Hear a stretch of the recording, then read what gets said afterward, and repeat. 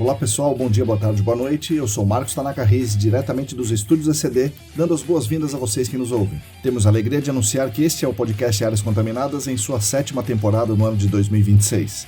Nosso grande objetivo com esse podcast é aproximar todas as pessoas que atuam no mercado do GAC, trazendo conhecimento para essas pessoas. Esse conhecimento vem na forma de conceitos técnicos e discussões de mercado e também conhecendo e reconhecendo melhor nossas amigas e nossos amigos que compartilham essa atuação e, por que não, essa paixão conosco.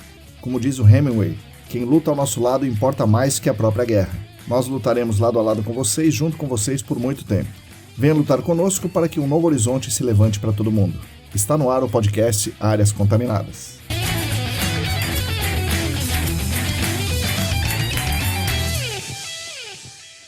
Olá pessoal, para todo mundo que está aí lavando a louça, procurando aquele episódio específico no nosso podcast, lendo a nossa newsletter, dando sugestões e tópicos para abordarmos no Ciência no GAC, bom dia, boa tarde, boa noite. Este é o episódio 275 do podcast Áreas Contaminadas, um episódio muito especial que comemora os nossos 6 anos juntos aqui, nessa caminhada de tentar construir um GAC melhor, uma sociedade melhor, um mundo melhor. Sempre gostamos de dizer que nossa principal missão aqui é darmos poder a vocês, que nos ouvem, e que constroem o GAC real no dia a dia, um poder coletivo, um poder pelo conhecimento, ao mesmo tempo que damos vez e damos voz a vocês, emprestando nosso espaço para que as pessoas recebam o devido reconhecimento. Essa união de conhecimento com reconhecimento é o que nos move aqui todas as semanas há 6 anos. E há 6 anos, no meio de uma pandemia que turvava a visão do nosso futuro, resolvemos acelerar as mudanças de modo de vida por aqui em casa, e entramos de cabeça na ideia de propagarmos conhecimento para as pessoas do GAC por diferentes meios. Os cenários de risco que se apresentavam para nós estavam complexos naquele junho de 2020. Felizmente eu já dava aulas no Senac, o que foi excelente, porque segurou bem as pontas por aqui, uma vez que a nossa empresa na época, a ECD, já tinha praticamente encerrado as atividades já no final de 2019. Na pandemia, aí que não tinha mesmo como continuar, nem como manter a empresa em pé. Então a gente pensava em mudar as coisas e dar aula no Senac foi uma grande âncora, que nos segurou aí nesse início de construção aí nessa toada de coisas, nesse monte de coisas que a gente veio a tentar fazer, tentar construir, tentar manter nesses últimos 6 anos. A nossa ideia central de atividades profissionais era oferecer cursos e treinamentos in company para empresas e para profissionais do GAC, aliás, algo que ainda fazemos, não com muita assiduidade, mas nós fazemos isso ainda. Mas eu achava que também era necessário dar um passo a mais, fazer algo diferente que impactasse mais gente, não só as empresas, ou não só quem pudesse pagar pelos treinamentos que eu pensava em ministrar, mas sim algo que impactasse, que fosse referência para toda a comunidade do GAC, que também estava vivendo tempos complicados. Eu já contei essa história, mas eu repito aqui, nesse momento, 2020, me lembrei de uma sugestão das amigas Larissa Macedo e Luana Fernandes e comecei a pesquisar um pouco mais sobre esse tal de podcast como ferramenta de comunicação, que eu poderia usar para propagar as nossas ideias principais sobre o GAC e também sobre o mundo, em um espaço aberto e um espaço cooperativo.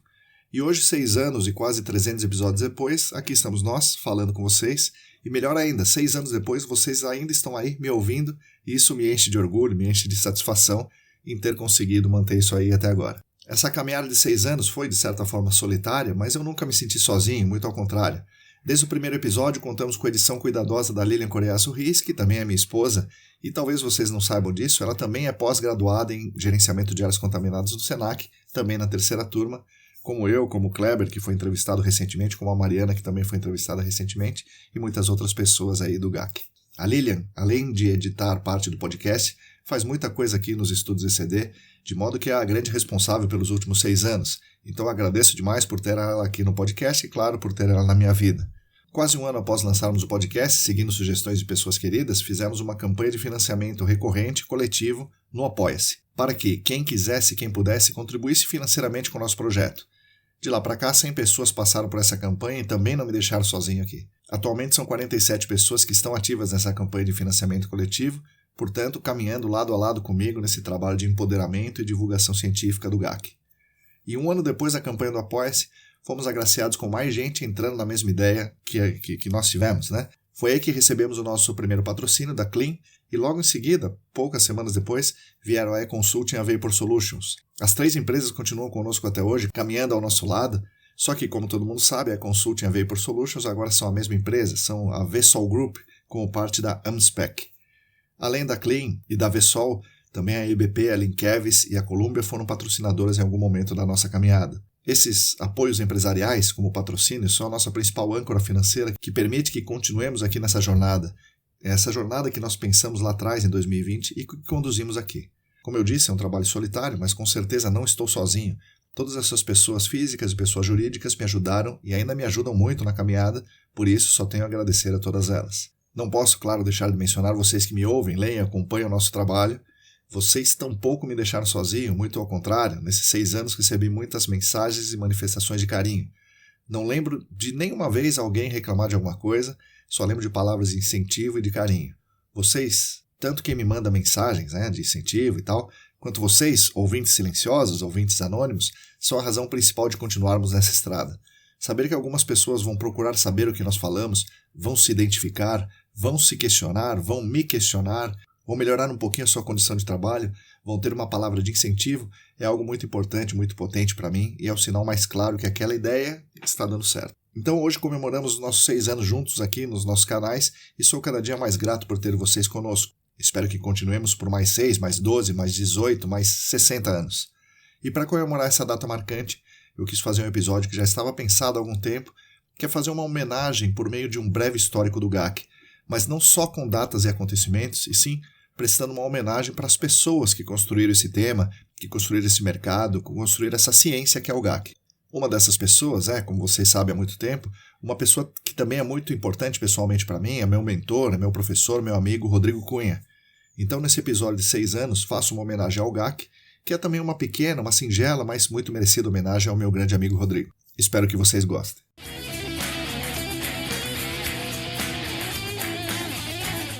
Bom, não sei se todo mundo sabe, mas o GAC no Brasil teve início em 2 grandes movimentos, se apoia em 2 grandes pilares. Um deles é a publicação do Manual de Gerenciamento de Áreas Contaminadas, da CETESB, em 1999, e outro é a publicação pela CETESB, pela Secretaria Estadual do Meio Ambiente de São Paulo, da Resolução SMA-5 de 2001. E essa resolução chamava para a CETESB a responsabilidade de licenciar postos de combustíveis, e nesse licenciamento seria exigido um tal de laudo de passivo ambiental. Esses 2, o manual e a SMA-5, são os 2 grandes marcos fundadores do nosso GAC como o conhecemos hoje. Da mesma forma, o GAC mundial tem início nos Estados Unidos, também com 2 grandes pilares. Um deles é o CERCLA, o Comprehensive Environmental Response Compensation and Liability Act, que ficou famoso com o apelido de Superfund, um fundo federal dos Estados Unidos que toma recursos de indústrias com potencial de causar áreas contaminadas e financia pesquisa, desenvolvimento, investigações e remediações de áreas contaminadas. Depois do famoso, o CERCLA foi criado logo depois do famoso caso do Love Canal. O CERCLA, então, foi publicado em 1980 e estabeleceu as bases legais e técnicas para o GAC nos Estados Unidos, dando atribuição à EPA para regular os casos de contaminação, podendo obrigar a empresa a fazer a descontaminação. Então, a EPA tinha o poder de obrigar a fazer. O CERCLA concentrou e concentra seus esforços nos grandes casos, nos grandes impactos à saúde humana e ao ambiente. Alguns desses grandes casos chegaram à mídia, como o famoso caso Hinckley, imortalizado pelo filme Erin Brockovich, e outros grandes casos. Um enorme volume de dinheiro, na casa dos bilhões de dólares anuais, impulsionou a indústria do GAC por lá, por meio dessa legislação que colocava a contaminação do solo e água subterrânea, causada normalmente por indústrias, por refinarias, por outros empreendimentos, na frente da crescente preocupação ambiental que nascia naqueles anos 80 dos Estados Unidos, antes da era Reagan, no contexto da Guerra Fria, mas relativamente pouco tempo depois do fim da Guerra do Vietnã, somente 10 anos após a criação da EPA e somente 18 anos após a publicação do livro Primavera Silenciosa, que é de 1962. O segundo pilar do GAC estadunidense é o programa UST, iniciado em 1984, que lidava com os tanques subterrâneos, particularmente os tanques de armazenamento de combustíveis. Nesse programa surgiram as regras para a substituição de tanques, como deveriam ser esses tanques, e as regras também para a investigação e para a remediação dessas áreas com tanques de combustíveis subterrâneos nos Estados Unidos. E aí, traçando um paralelo com a gente, o manual do GAC, da CETESB, de 99, atuou aqui como um embrião do CERCLA, e a resolução da CETESB, da SMA, da SMA 05 para postos, foi sem dúvida o nosso UST. E aí, para falar sobre o grande tema do nosso episódio, adivinhem só quem esteve por trás desses 2 grandes marcos fundadores do nosso GAC. Pois é, com certeza, o Rodrigo Cunha.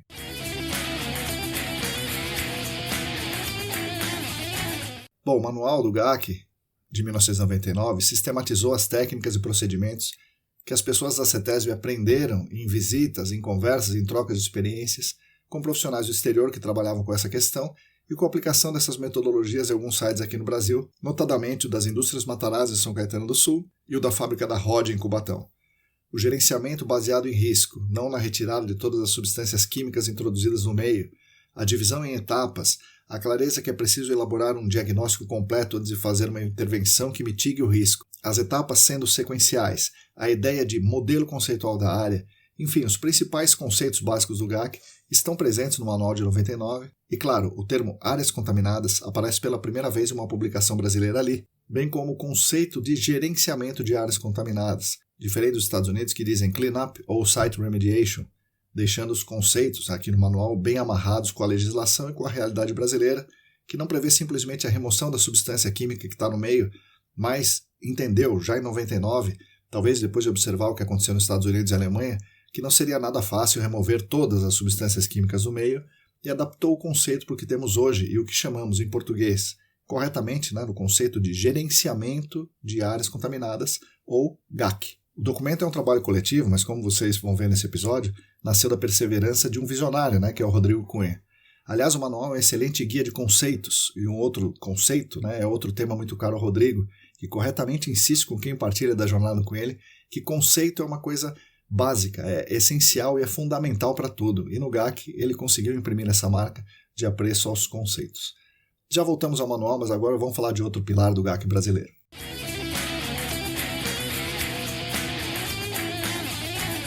Todo mundo que atua no nosso meio sabe que o GAC começou mesmo, assim como mercado, fora daquelas exigências aí um pouco experimentais da CETESB, lá nos anos 80 e 90, começou com postos de combustíveis no estado de São Paulo. A resolução da Secretaria de Meio Ambiente de São Paulo e da CETESB, que chamou para si a incumbência de licenciar os postos, que antes não era licenciado, no âmbito da resolução CONAMA 273 do ano 2000, essa resolução CONAMA 273 estabeleceu critérios de prevenção e controle contra a poluição nos postos, e essa resolução, entre outras coisas, exigia sistemas de contenção de vazamentos, de monitoramento de solo e água. Aí vem a questão, monitoramento de solo e água, além de se integrar às diretrizes de licenciamento geral, licenciamento ambiental como um todo, da resolução que, curiosamente, tem nome parecido, a resolução 237 de 1997. Então tem a resolução CONAMA 237, que fala de licenciamento ambiental, de modo geral, inclusive estabelece a história do EIA-RIMA e tal. E aí veio a 273, que fala especificamente dos postos. Essa 273 é do ano 2000. E quando eu falo postos, isso também se refere a bases, sistemas retalhistas e outras atividades que envolvem o armazenamento e abastecimento com combustíveis derivados de petróleo. Enfim, quando a CONAMA 273 foi publicada no ano 2000, a CETESB rapidamente, já em 2001, pega para si essa atribuição, já com um conjunto de normas que vem lá do programa UST dos Estados Unidos. E esse programa foi elaborado em 84, como eu falei, portanto 20 anos antes, quase 20 anos antes, e que também, exemplo desse programa, envolvia uma investigação do chamado passivo ambiental, que nada mais é que uma investigação de solo e água subterrânea para ver se havia combustível vazado afetando a qualidade desses meios, solo e água. Essa exigência da CETESB de se avaliar solo e água subterrânea nos quase 7 mil postos do estado de São Paulo naquele momento, mais as bases, sistemas retalhistas, empresas que faziam seus próprios abastecimentos e armazenamentos de combustível, como transportadoras, empresas de ônibus e tal, fez com que o mercado, como o conhecemos, fosse criado, com a participação inicial das empresas que já haviam se estabelecido no chamado GAC primordial dos anos 80 e 90, em grandes casos de indústrias que foram demandados pela CETESB. Já falei da Rod, e também o Aterro Mantovani, Barão de Mauá, Shell Vila Carioca, Shell e BASF de Paulínia, a USA Chemicals em Porto Feliz, a Solvay de Santo André. Esses eram os grandes casos. Algumas empresas tinham se estabelecido para atender esses casos chamados GAC primordial. Em todos esses grandes casos, um setor nascente na CETESB, de áreas contaminadas, filho do setor de pesquisas que existia lá na CETESB, era montado, era formado ali pelo Rodrigo Cunha, alguns pouquíssimos profissionais. Um desses profissionais tinha sido estagiário dele, para isso, o Elton Gloeden, mais o engenheiro agrônomo contratado também para lidar com áreas contaminadas, o Vicente Aquino, de modo que o Rodrigo também foi responsável pela estruturação, pela montagem do Departamento de Áreas Contaminadas dentro da CETESB. É desnecessário dizer que a criação de um setor demanda muita insistência, muita articulação, muita paciência, muita conversa. Então vocês imaginam como foi esse ponto de inflexão no mercado, a criação de um setor específico sobre áreas contaminadas dentro da CETESB, gerando, portanto, a obrigação dos empreendedores, portanto, gerando uma demanda para as empresas de consultoria que iam entrar nessa onda, que acabaram entrando nessa onda. E aí eu não tenho todas as informações, nem o que eu vou falar aqui é garantidamente 100% correto, mas está no caminho certo, com certeza, pela minha apuração. Então, por essa apuração, a Geoclock, atual EBP, era uma das primeiras, se não a primeira, a entrar nesse mercado, por conta de ser uma empresa de origem suíça e já ter um certo contato com esse tema lá na Europa. Eu não me recordo se a Geoclock começou como Klockner, e depois se tornou Geoclock, depois se tornou CSD, depois voltou a ser Geoclock novamente, ou se começou como CSD, depois foi para Klockner, e aí Geoclock, enfim. CSD, Klockner, Geoclock e EBP são a mesma empresa. E essa empresa nasceu liderada pelo Ernesto Moeri. E na época a Geoclock viu ali um filão de negócios, um filão empresarial, por ter muito boas relações com algumas empresas, especialmente as de mineração internacionais, e as indústrias multinacionais suíças e alemãs, e aí a BASF, e também de outras empresas europeias como Rodia, Shell, Magneti Marelli, Solvay. A Geoclock conseguiu se posicionar nesse GAC embrionário e fez muitos trabalhos, ganhando fama e ganhando know-how. A seguir, vieram outras empresas fundadas por profissionais de geologia ou engenharia que estavam atentos a esse mercado ambiental e nesse micro-nicho ambiental de áreas contaminadas. Então, empresas de geologia, empresas de engenharia que estavam atentos e falaram, opa, aqui tem uma possibilidade para a gente.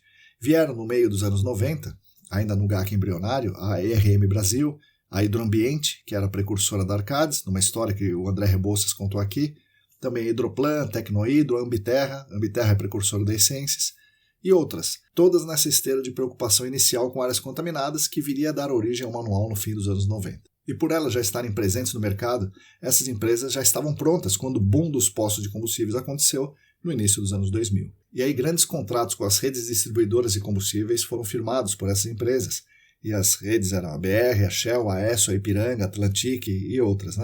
Era muito trabalho no mercado inicial do GAC, como muita gente que já passou por aqui nesse podcast contou pra gente. Esse boom durou até por volta de 2008, 2010. Nesse momento do boom, do Big Bang do GAC brasileiro, muita gente que trabalhava nas empresas estabelecidas aqui, do GAC primordial, resolveu arriscar e montar a sua própria empresa para atender a demanda crescente dos postos de combustíveis. E aí tem muitas, mas eu vou citar algumas aqui. Tem a Angel, que depois se desmembrou em Geointegra, em Algon, em Antea e Fulgel, todas elas vindas da Geoclock. Tem a ASA, do Sérgio Gihara, que já falou aqui com a gente. Tem a BTX, a Miller, a BFU, a Geo Brasil, a Arquipélago, que virou Enviro, depois virou Humble, e muitas outras. E aí vieram outras empresas que foram criadas. Outras empresas foram criadas percebendo que existia demanda, existia esse boom. Algumas internacionais, como a Enser, hoje é a Econ, como a Golder, hoje WSP, a CH2M, que hoje é Worley, a CRA, hoje é Tetra Tech. Outras nacionais e grupos grandes que viram ali, nesse boom, uma bela oportunidade, como a Servimar, a Rastec e outras, além de um sem número de profissionais que viram ali o novo potencial filão para ser explorado. E aí, particularmente, os geólogos que estavam sofrendo com a falta de emprego na mineração e no petróleo, essa tendência só seria revertida já em 2004, 2005, jogava muitos desses geólogos no novo mercado, alguns como funcionários dessas consultorias, outros se aventurando e montando suas empresas, e outros ainda se aventurando mais e vendendo seus serviços diretamente para postos de bandeira branca, como profissionais autônomos ou semi-autônomos, aproveitando essa nova obrigação do posto. Como todo mundo pode imaginar, não foi só o mercado de consultoria que cresceu. O aumento das consultorias de todos os tipos levou a uma necessidade de se ter laboratórios de análises químicas, e aí eles se desenvolveram, transformaram ou foram criados para atender essa nova demanda. Muitos aventureiros apareceram nessa história, lógico, mas laboratórios importantes entraram no GAC com tudo nesse boom dos postos e ganharam muito dinheiro no início dos anos 2000, muitos deles estão aí até hoje. Outro tipo de empresa, e essa empresa tem uma barreira de entrada mais baixa, que apareceu nessa época, é a empresa de sondagem. Muitas empresas entraram no emergente mercado ambiental, maior parte delas vinda de outros mercados mais antigos, como a geotecnia mecanizada, a geotecnia manual de SPT e a mineração. A ECD foi uma dessas empresas, mas essa história nós já contamos. O fato é que a pujança, a aceleração, ou falando em matematiquês, a maior derivada da curva de crescimento do GAC, ocorreu nesses 4 ou 5 primeiros anos após a CETESB decidir que os postos teriam que fazer licenciamento e investigação de solo e água subterrânea. Mas, legal, a CETESB decidiu isso, por meio da SMA 05, de 2001. Como é que foi que a CETESB tomou essa decisão? E mais ainda, como é que foi a publicação da CONAMA 273? Por que aconteceu isso?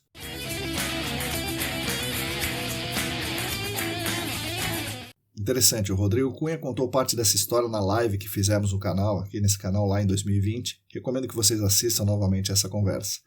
Ele disse que encontrou uma certa resistência dentro da própria CETESB. Primeiro com a questão das áreas contaminadas como um todo, porque criaria uma certa dificuldade para as indústrias, né? Então investigar áreas contaminadas criaria uma dificuldade para as indústrias nos anos 80. Lá naquele tempo, e ainda hoje, né? As indústrias tinham uma boa influência no topo da CETESB, de modo que para o órgão ambiental tomar uma medida nova que poderia onerar essas indústrias, né, não só em custos, mas onerar em tempo, em burocracia, era preciso que a área técnica dentro da CETESB fundamentasse muito bem essa nova normativa, né, essa nova exigência, no caso aí que nós estamos falando das áreas contaminadas. Por isso a questão das áreas contaminadas demorou muito para engrenar, né? Saiu dos anos 80 e só vai engrenar lá nos anos 2000. E dá para dizer que até hoje não é como poderia ser, muito por conta dessa questão da relação muito próxima entre a alta gestão da CETESB e o chamado setor produtivo. Mas, como eu contei aqui, por conta dos acontecimentos, aí, né, foram muitos acontecimentos que ocorreram, dos grandes casos de contaminação e da insistência, perseverança e habilidade do Rodrigo Cunha, o GAC foi entrando nas pautas lá dentro da CETESB.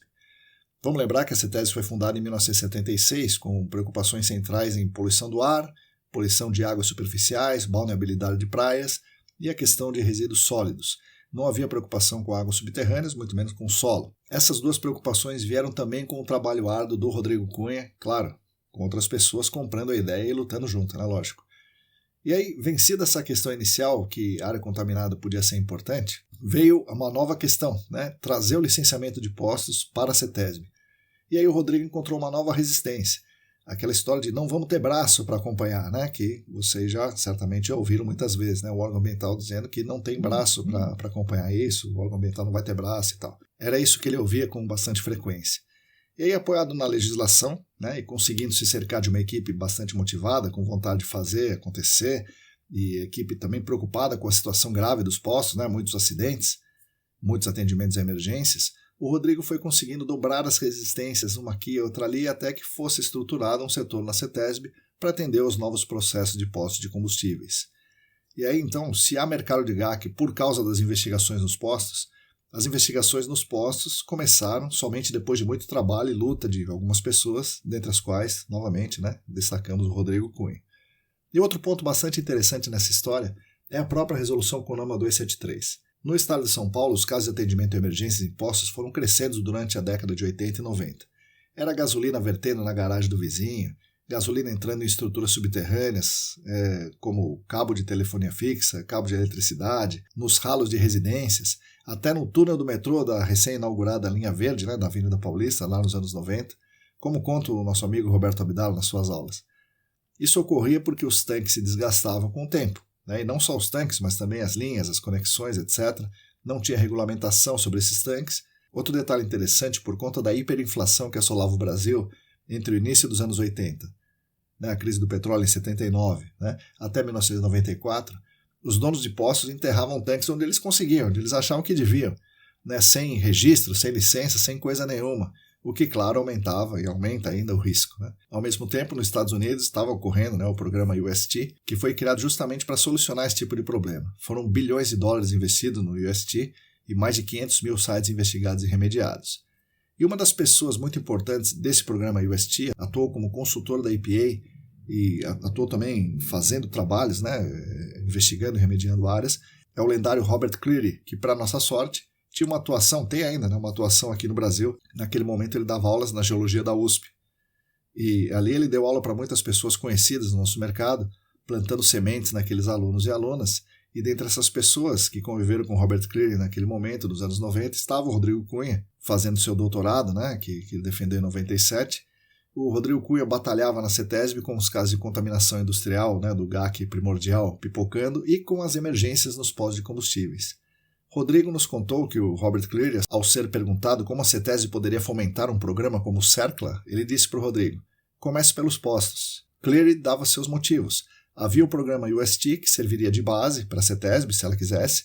Os postos eram casos muito numerosos e, ao mesmo tempo, menos complexos, o que daria tempo para o mercado, inclusive para a CETESB, aprender com esses processos, então deveria começar por aí. A ideia do Robert Cleary, então, era fazer com que os postos fossem obrigados a trocar os tanques por equipamentos mais modernos e, ao mesmo tempo, investigasse seus passivos ambientais. Essa ideia o Rodrigo encampou, levou para frente e foi, claramente, o embrião da CONAMA 273. Obviamente não foi uma batalha fácil, né? Vou contar aqui um pouco da caminhada da CONAMA 273.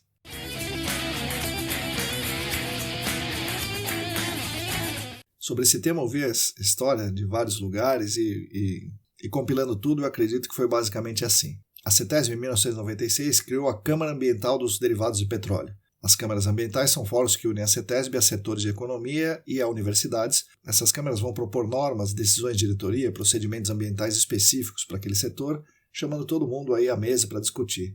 É uma iniciativa muito importante, que começou em 1995. A Câmara do Petróleo foi uma das primeiras, também criada, a Câmara Ambiental dos Derivados de Petróleo, por muita insistência do Rodrigo Cunha. Na Câmara Ambiental, a história dos vazamentos em tanques foi amplamente discutida e as soluções foram apresentadas, e, como eu disse, indo na linha do programa UST.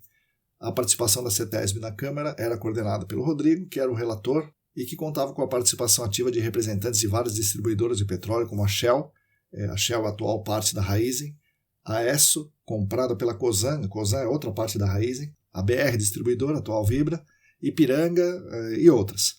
Curiosamente, essas empresas tinham interesse que as normas ambientais de postos de combustíveis e distribuição de petróleo fossem mais rígidas, pois era uma forma de equilibrar o jogo com as emergentes redes de postos e os chamados postos bandeira branca, que começaram a aparecer no início dos anos 90 com o governo Collor desregulando o setor de distribuição de combustíveis, e a bandeira branca vendia mais barato, prejudicando então os negócios dessas grandes distribuidoras.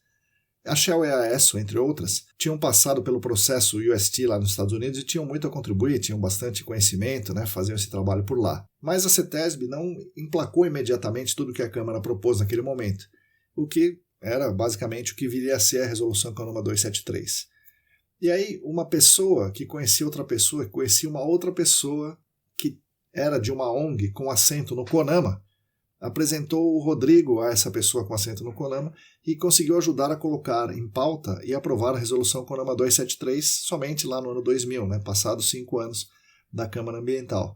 Então, eles tentaram pelo estado de São Paulo, não conseguiram, tentaram no município de São Paulo, não conseguiram, e foram conseguir com a Resolução CONAMA, por meio dessa ONG que tinha um assento ali no CONAMA e podia discutir e propor. Então, a Resolução CONAMA foi criada com base no texto elaborado na Câmara Ambiental dos Derivados de Petróleo aqui no estado de São Paulo. E aí, depois de publicada a 273, o Rodrigo na CETESB fez aquela força para que a CETESB assumisse essa incumbência e começou ali o grande boom do GAC brasileiro. E é claro que o Rodrigo não fez tudo isso sozinho, mas nota que ele teve uma participação direta em todo o processo. Conversou com Robert Creedy, foi na Câmara Ambiental, montaram a Câmara Ambiental, foi o relator, criaram os documentos, conseguiu levar isso para a CONAMA, para o Conselho Nacional do Meio Ambiente, publicaram a CONAMA 273, no estado de São Paulo fizeram a resolução SMA 05 e aí entrou em vigor as exigências para que todos os postos devessem ser investigados e na estruturação dentro da CETESB para avaliar esses estudos que deveriam ser apresentados. Muita gente participou, mas sem o Rodrigo certamente não teríamos esse boom no início dos anos 2000 e dificilmente teríamos o GAC como ele é hoje.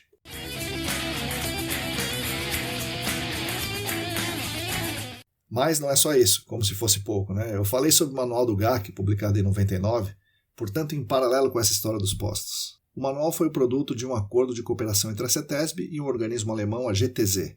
E como é que esse acordo aconteceu? O Rodrigo também conta essa história bastante curiosa, na entrevista concedida a nós em 2020, ele contou que ele estava lendo um jornal, lá entre 93 e 94, e viu um anúncio da GTZ, propondo acordo de cooperação na área ambiental com quem no Brasil se interessasse e atendesse os requisitos lá, com um prazo relativamente curto para mandar esse projeto, essa proposta. Ele falou com o seu diretor da CETESB à época, que o autorizou a preparar o projeto para submissão. Claro, precisou ter um certo convencimento ali. E a gente não tinha internet em larga escala no Brasil, não tínhamos tantos computadores, foi preciso uma batalha muito grande do Rodrigo para ele preparar tudo e mandar pelo correio, no prazo adequado. Por fim, como sabemos, o projeto foi acatado, o acordo de cooperação saiu, mais uma vez por interferência direta do Rodrigo, e por isso nós tivemos ali, isso foi concluído com a publicação do Manual do GAC em 1999. Obviamente foi escrito não só pelo Rodrigo, mas com a sua coordenação. E aí a gente vê que os dois grandes pilares do GAC, o Manual do Gerenciamento de Áreas Contaminadas e a CONAMA 273, têm todas as digitais de Rodrigo Cunha. Mas claro, não parou aí. Ele também participou ativamente da idealização, redação e articulação para aprovar a Lei Estadual 13577, a Lei de Áreas Contaminadas do Estado de São Paulo. Lei que foi aprovada um pouco antes da CONAMA 420, as duas foram em 2009. A CONAMA se baseou em uma versão anterior da redação da Lei 13577, portanto, mesmo não tendo escrito diretamente a CONAMA 420, o Rodrigo também tem a participação, vamos chamar de ideológica, na resolução federal. Na lei estadual, não só a escrita, mas especialmente a divulgação e a articulação para fazer a lei pegar, como a gente fala, né?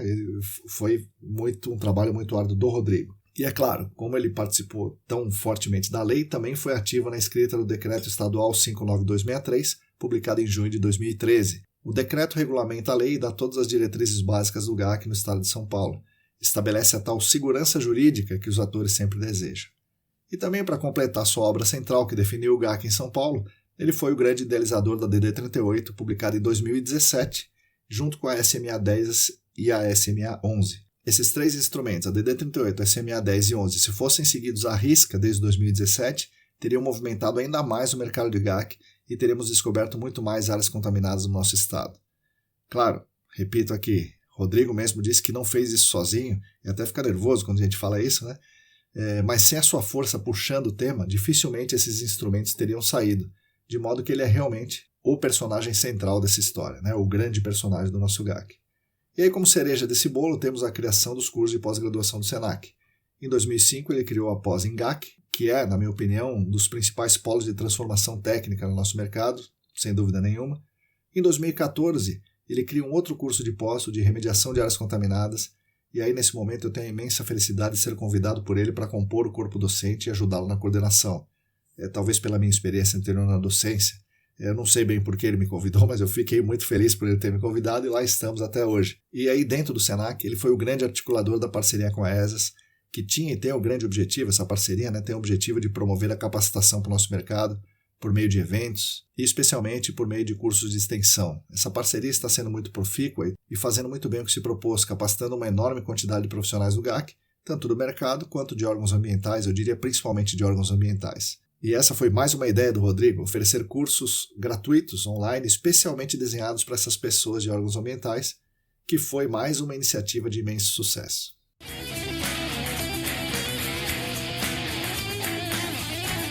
Bom, então eu sempre achei que é importante darmos o devido reconhecimento às pessoas, especialmente aquelas que fazem um grande bem para a sociedade, como sempre foi o caso do Rodrigo. Tanto eu acho isso importante que é um dos slogans aqui dos nossos canais. Dessa forma, nada mais justo da minha parte que usar esse episódio marcante na nossa trajetória aqui, o aniversário de 6 anos, reconhecendo o papel de quem, na minha opinião, é a pessoa mais importante do GAC brasileiro. Por isso, eu acho que não só cumpro a minha obrigação com esse episódio, mas é uma felicidade particular poder reconhecer uma pessoa que é importante também para mim, né, pessoalmente, para mim e para minha carreira. Não só por tudo que ele me ensinou tecnicamente, não só pelas oportunidades que ele me deu, a maior delas certamente foi me chamar para dar aula no SENAC, não só por ter praticamente criado o mercado que atuei e atuo nos últimos anos, mas também por me ensinar muito outras pequenas coisas. Dentre as mais importantes, eu acho que eu posso destacar aqui algumas, né? Primeiro, foco nos conceitos. Os conceitos não deixaram as coisas saírem dos trilhos. Nós temos que ter uma grande atenção aos conceitos. Isso eu aprendi muito com ele. 2. Como tratar bem as pessoas, ainda que discordemos delas. Todo mundo que já teve uma interação com o Rodrigo, em algumas reuniões, às vezes as pessoas discordam dele, mas ele sempre trata muito bem as pessoas. Isso é uma grande qualidade que eu procurei aprender com ele também. E 3. Como fazer as pessoas com quem convivemos desenvolverem melhor as suas ideias e fazer essas ideias serem parte de um movimento maior. Ele faz isso com uma maestria impressionante, né? Eu fico impressionado como ele faz isso. Ele consegue pegar o melhor das pessoas, né, as melhores ideias, e fazer essas ideias convergirem para um movimento coletivo maior.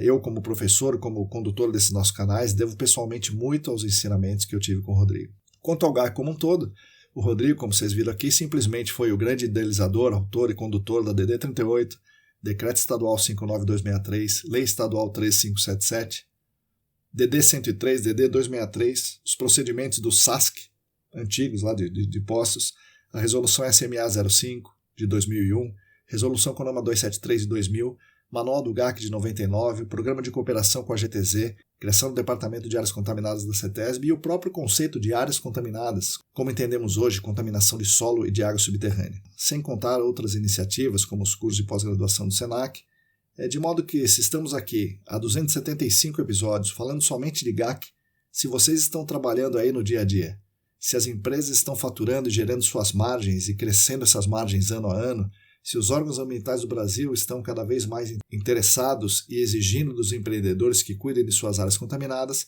nós devemos a maior parte disso ao Rodrigo Cunha. Claro, mais uma vez, ele não fez isso tudo sozinho, mas sem dúvida é o grande responsável por tudo isso ter acontecido nos últimos 30 anos. Enfim, eu quis falar um pouco das origens do GAC. Acho que ainda podemos esmiuçar mais esse tema, da origem do GAC, mas é bom esclarecer que no Brasil todos os caminhos que se abriram têm uma origem muito clara. E, passados 6 anos, eu não poderia deixar de contar essa história para vocês. Espero que tenham gostado e que também reconheçam o visionário que é Rodrigo Cunha. Que ele continue conosco no GAC ainda por muito tempo, por mais 30, 60, 90 anos. Vida longa e próspera, Rodrigo Cunha.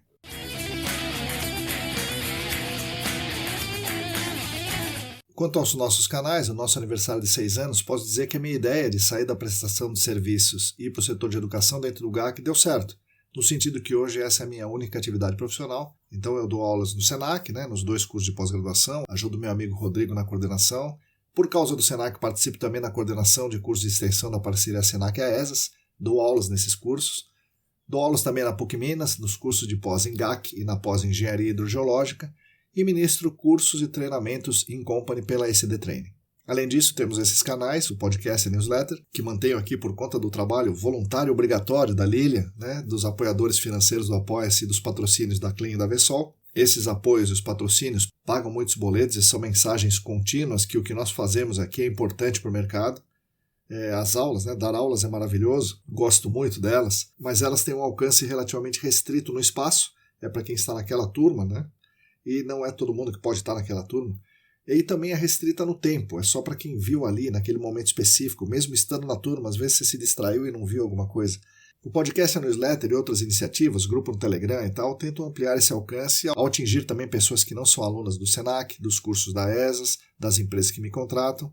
E outro detalhe interessante, esse material fica lá como consulta para quando for necessário para essas pessoas. Pretendemos incrementar um pouco mais os nossos canais, algumas ideias já estão pairando há algum tempo, algumas já implementamos, acabamos de implementar, que é a série Ciência no GAC. Outra está na fase final da gestação, que é o que eu vou tentar responder perguntas, além das ideias de talvez escrever mais para que sirva também de consulta, os textos escritos, e aí talvez começando por uma compilação de textos. Também a ideia de fazer uma série de videoaulas como um curso gratuito para iniciantes, e talvez a ideia de me aprofundar mais nessa história das origens do GAC nacional e internacional.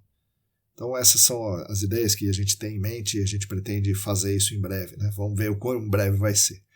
Bom, enfim, encerrando essa história dos nossos 6 anos, hoje eu e minha família conseguimos nos manter por meio das minhas atividades de educação no GAC. Portanto, sou extremamente grato a vocês que nos ouvem e acompanham por aqui. Vocês são a grande razão de estarmos nessa caminhada, vivos, firmes, fortes e felizes. A falência da ECD como prestadora de serviços fez com que o nosso conforto econômico tenha diminuído muito, é claro. E vocês devem imaginar, o salário de professor não é dos mais altos do mercado. O meu irmão toca a sua vida, toca assim nos 2 sentidos, totalmente fora do GAC, se dedicando a projetos artísticos, educacionais ligados à música, sendo o perfil Asalato Sampa o carro-chefe das coisas que ele faz. Os meus pais vivem numa chácara com a aposentadoria deles do INSS, mas, como diz a música do Leone, já tive carro e grana e um monte de convites para qualquer lugar. Hoje eu só ando a pé, mas eu continuo a andar. Mesmo com as dificuldades econômicas, foi uma decisão muito acertada, não me arrependo nem um pouco, e sigo andando não sozinho, mas levado por muita gente bacana que nos acompanha. Estamos felizes e realizados tocando os nossos projetos e a minha ideia é permanecer aqui por muitos anos, talvez mais 6, mais 12, mais 60 anos, se possível. Então, obrigado por caminharem conosco nessa estrada tortuosa do GAC. Espero que continuem conosco ainda por muito tempo. Um grande abraço e até a semana que vem.